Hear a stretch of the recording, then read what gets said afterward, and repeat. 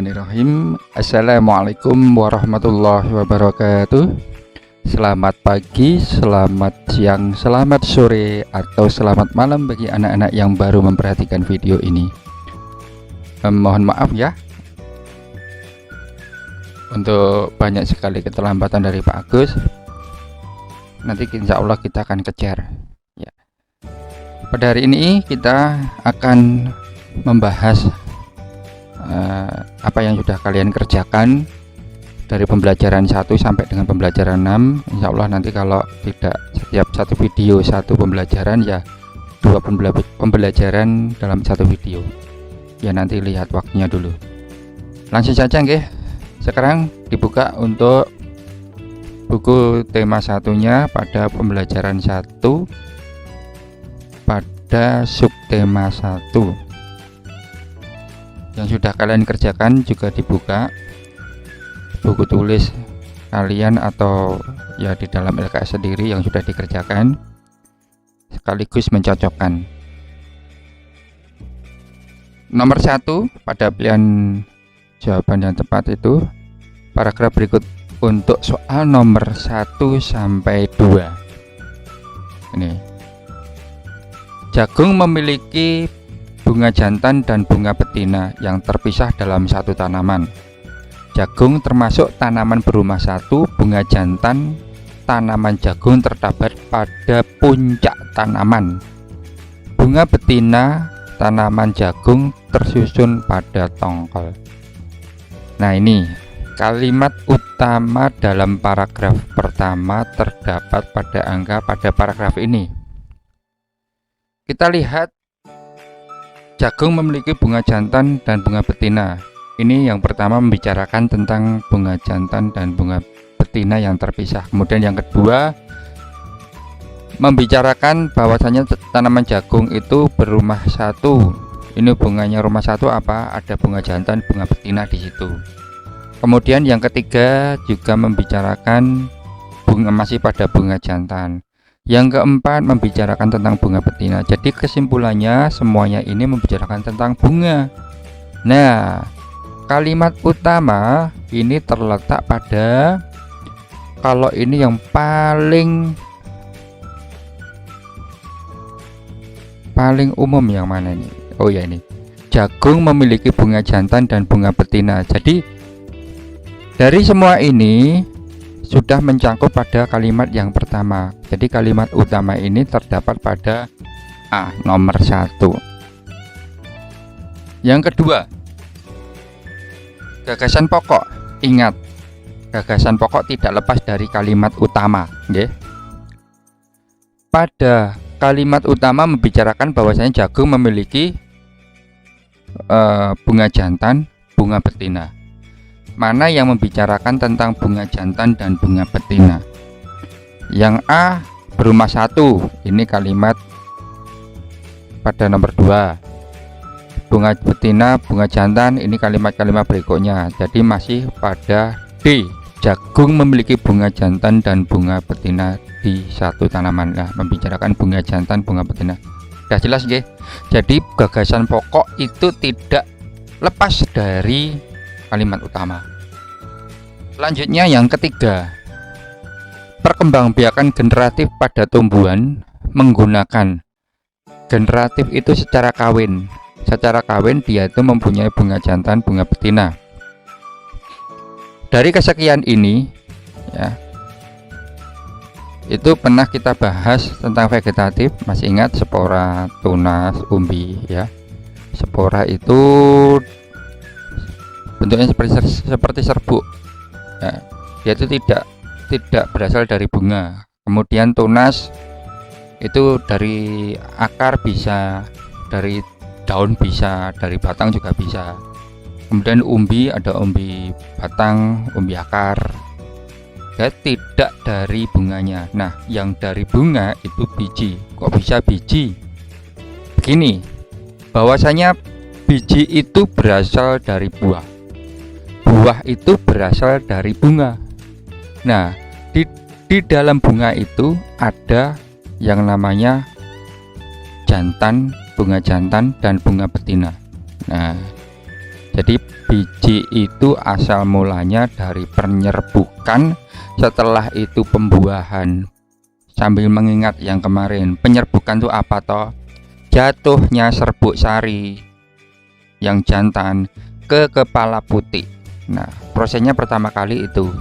Ini generatif, proses generatifnya di sini. Ya, ada dua, ada perkawinan di sini. Jantan bertemu betina. Tapi sebenarnya belum bertemu, ini masih pada kepala. Bertemunya setelah istilah pembuahan. Tadi ini penyerbukan, setelah itu pembuahan. Pembuahannya itu serbuk sari kepada bakal buah. Nah, itu pembuahan.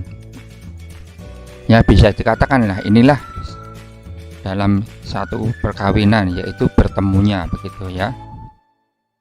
Setelah itu ke bakal buah.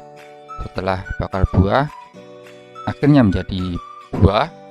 Setelah itu di dalam buahnya ada bijinya. Nah, setelah biji sudah, buah itu sudah masak, waktunya kalau tidak diambil orang bisa jatuh, kemudian membusuk atau dimakan hewan atau apa, nanti ada bijinya ya tersebar di mana. Di dalam biji itu ada bakal tunas di dalamnya. Nah, itu nanti tumbuhlah individu yang baru, itu namanya perkembangbiakan generatif, seperti itu. Jadi jawabannya nomor 3 adalah A. Nomor 4, mayoritas penduduk Indonesia bekerja pada sektor agraris pertanian. Oleh karena itu usaha penduduk Dieng itu daerah barat sana ya, daerah pegunungan, daerahnya juga ngapak-ngapak. Bahwasanya daerah yang dingin itu yang cocok adalah buah, sayur. Itu daerah-daerah dingin sangat cocok. Kalau padi tidak cocok, karena padi itu butuh air yang banyak. Yang bagus sebenarnya di sana di apa namanya, lereng-lereng ada, tapi ya yang paling bagus dataran rendah. Kalau yang Polowijo itu yang bagus daerahnya kurang air, gesang, itu Polowijo bagus. Dan peternakan unggas, peternakan itu bagusnya di dataran rendah. Lanjut, yang kelima, penduduk Malaysia terdiri atas berbagai suku bangsa. Pernyataan yang tepat mengenai penduduk Malaysia adalah bahwasanya penduduk asli Malaysia adalah suku bangsa Melayu. Kemudian yang B, suku Dayak, Brunei, dan Sakai terdapat di Malaysia Barat. Kemudian yang C, mayoritas penduduk Malaysia merupakan etnik pendatang. Yang D, penduduk Malaysia Timur terdiri atas suku Maruju, Murut, Bajau, dan Semang. Bahwasanya di Malaysia itu mayoritas malah pendatang ya. Nah, pendatang. Untuk asli dari Malaysia itu malah sedikit, jadi kebanyakan pendatang. Bahasanya mayoritas penduduk Malaysia merupakan etnik pendatang. Jawabannya adalah C.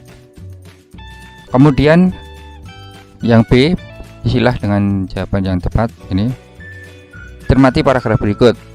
Jagung sangat bermanfaat bagi masyarakat Indonesia. Tanaman jenis ya ini dapat dijadikan bahan makanan pokok, pengganti nasi, dan berbagai macam makanan olahan. Selain itu, bagian dari tanaman jagung dapat dimanfaatkan sebagai pakan ternak seperti daun, batang, klobot, dan janggelnya. Gagasan pokok paragraf tersebut terdapat pada huruf biasanya itu di awal. Coba kita lihat. Jagung sangat bermanfaat bagi masyarakat Indonesia. Tanaman ya ini dapat dijadikan bahan makanan pokok pengganti nasi.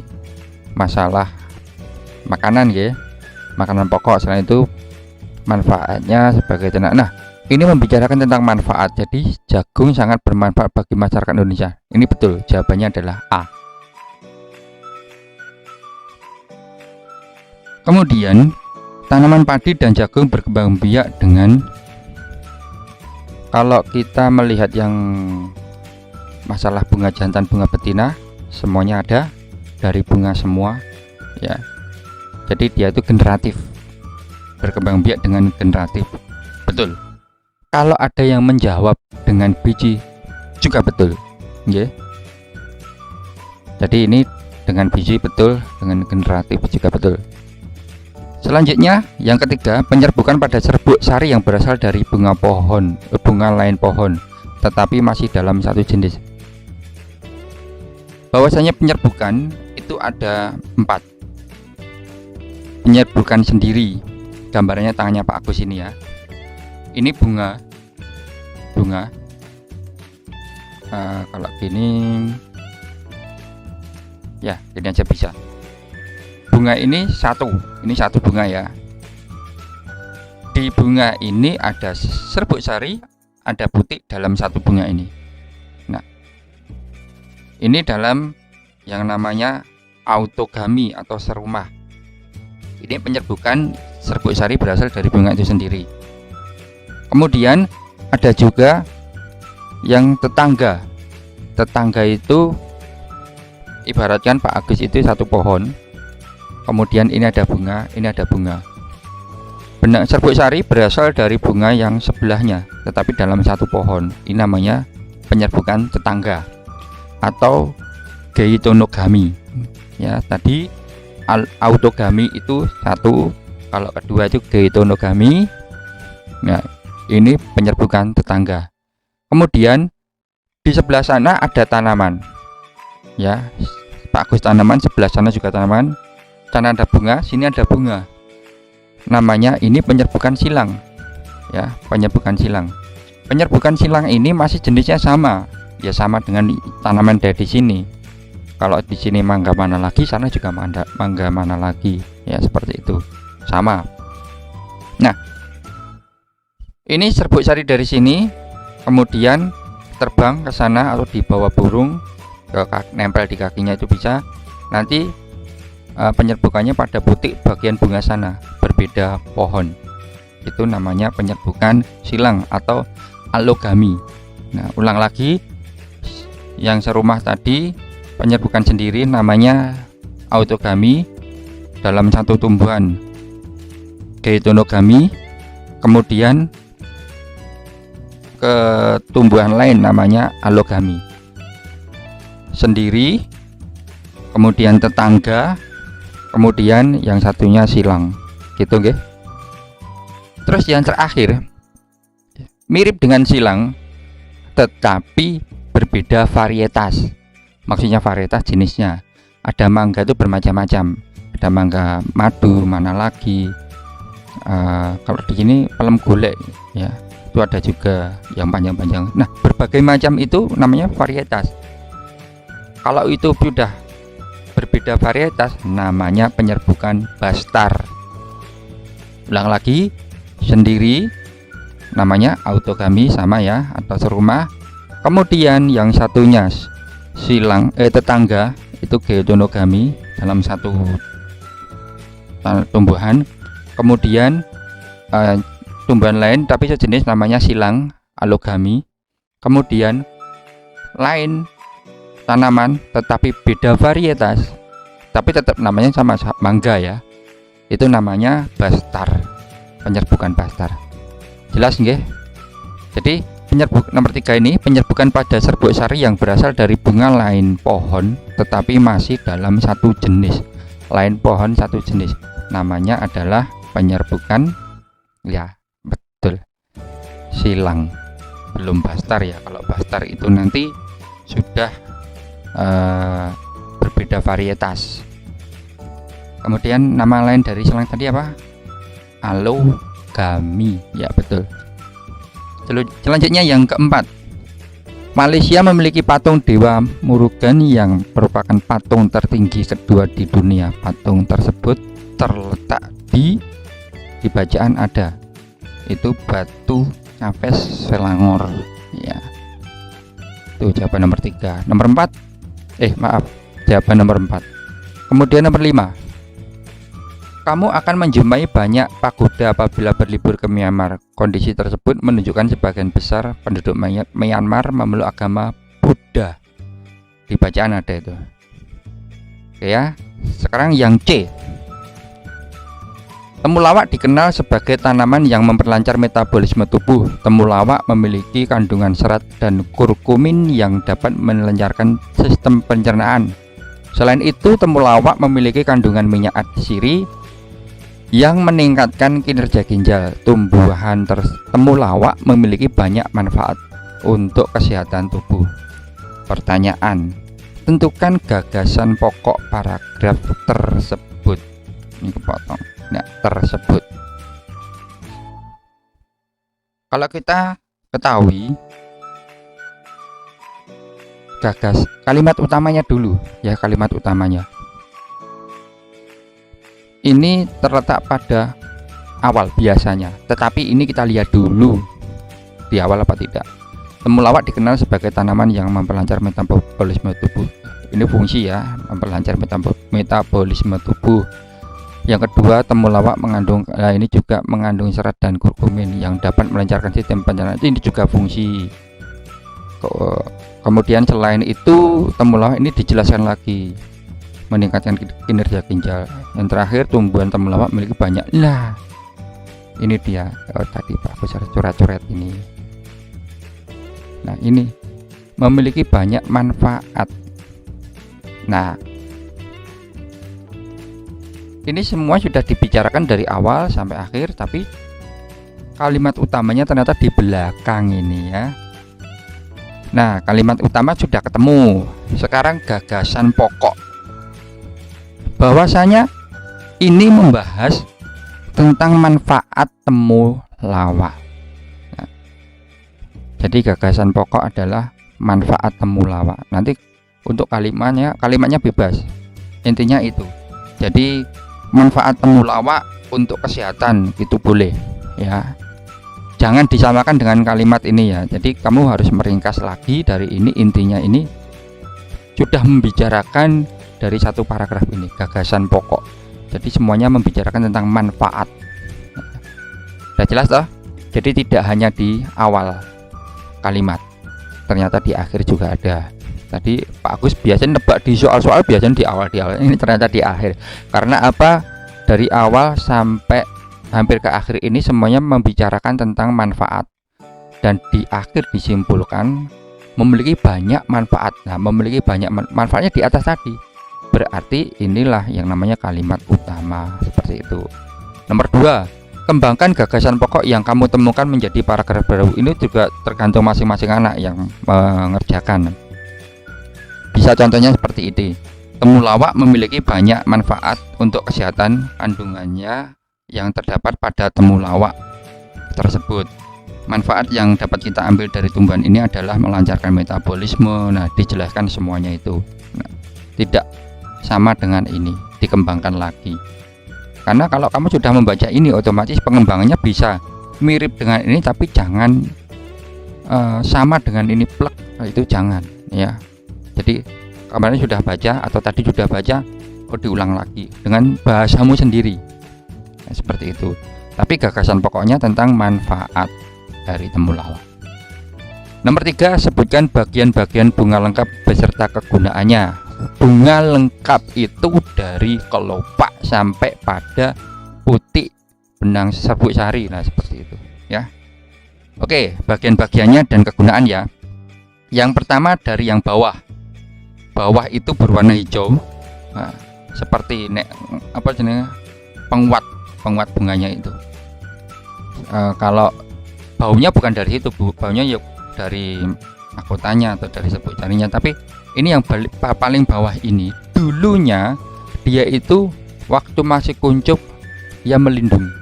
Kalau sudah mekar, nah barulah muncul yang namanya mahkota. Nah, ini kelopaknya ini ternyata mempunyai fungsi, bukan hanya untuk ngadai ya, bukan. Dia tuh dulunya mempunyai fungsi melindungi ya, melindungi dari bunga, dari mahkota waktu masih muda sebelum mekar itu. Jadi tujuannya dia itu melindungi ketika masih kuncup. Nah, terus di bawahnya ada lagi, maaf, ada yang namanya tangkai bunga. Tangkai bunga itu sebagai tempat melekatnya bunga ke tanamannya itu, ke tumbuhannya. Nah, itu juga termasuk dari bagian bunga juga, ada tangkai, dia tuh melekat. Kemudian ada mahkota, naik lagi ada yang namanya kelopak bunga. Kelopak bunga kalau kalian lihat itu berwarna-warni, itu indah, kita saja senang, bahkan serangga juga senang. Dari jauh kelihatan, kemudian di situ diambil madunya, ya. Jadi mahkota merupakan bagian paling indah pada bunga yang berguna untuk memikat serangga. Kemudian yang satunya lagi ada benang sari. Nah, ini utama dari bunga. Benang sari, yang satunya adalah putih. Kalau benang sari apa kemarin di situ ada serbuk sarinya sebagai bunga jantan. Kemudian yang satunya putih sebagai bunga betina. Keduanya ini adalah sel untuk berkembang biak, maksudnya itu ya, untuk berkembang biakan. Inti dari bunga di situ. Loh, lah bunga kenapa itu ada mahkotanya? Ada fungsinya. Bunga itu kalau tidak dibantu serangga tidak bisa penyerbukan juga ada, ya. Jadi dari semua bunga itu mempunyai fungsi masing-masing, tapi tujuannya bunga itu satu, yaitu untuk penyerbukan, untuk perkembangbiakan, penyerbukan, pembuahan, kemudian perkembangbiakan, gitu ya. Selanjutnya yang keempat, apakah penyerbukan itu? Jelaskan macam-macam penyerbukan. Oh, tadi sudah Bapak jelaskan ya. Ini Bapak ulang lagi. Penyerbukan adalah jatuhnya serbuk sari ke kepala putih. Serbuk sari jatuh ke kepala putih. Ini namanya penyerbukan. Kalau sudah masuk ke dalam sampai ke bakal buah namanya pembuahan. Ya, baru jatuh ini namanya penyerbukan. Nah, macam-macam penyerbukan. Satu, ingat tadi. Satu, bunga ini ya. Rumah, nama lainnya adalah ya autogami atau sendiri, penyerbukan sendiri dalam satu bunga. Ini dalam satu tanaman ada dua bunga, jatuhnya di bunga sebelah. Namanya apa tadi? Ya, tetangga. Tetangga nama lainnya geitono-gami. Ya, kayak bahasa Jepang ya. Ya, tadi autogami itu sendiri dalam satu bunga. Kemudian kalau tetangga gini namanya geitono-gami. Nah, yang satunya lagi, yang ketiga, beda tanaman tapi dalam satu jenis. Itu namanya penyerbukan silang atau alogami. Ya, itu silang sejenis. Kemudian kalau berbeda varietas atau berbeda jenisnya dalam dua tumbuhan itu namanya bastar. Nah, ada 4 ya. Sendiri, kemudian tetangga, selanjutnya silang, yang satunya bastar. Penjelasannya itu tadi. Terakhir, mengapa sebagian penduduk Brunei Darussalam merupakan suku Dayak yang berasal dari Indonesia? Nah, jelas karena Malaysia kalau kita lihat di peta itu menjadi satu dengan Pulau Kalimantan, dan di Kalimantan tersebut ada suku Dayak. Nah, kalau sudah berbatasan otomatis secara tidak langsung ada sebagian yang masuk di negara lain, ya, seperti itu. Jelas nggih? Jadi alasannya itu. Cukup sekian untuk penjelasan pembelajaran 1. Ini ternyata waktunya lama, oleh karena itu nanti tak buat dalam satu video satu pembelajaran, tidak masalah nggih. Cukup sekian. Jika ada kesalahan dari Bapak nanti bisa dikoreksi lewat WA. Akhir kalam, wassalamualaikum warahmatullahi wabarakatuh.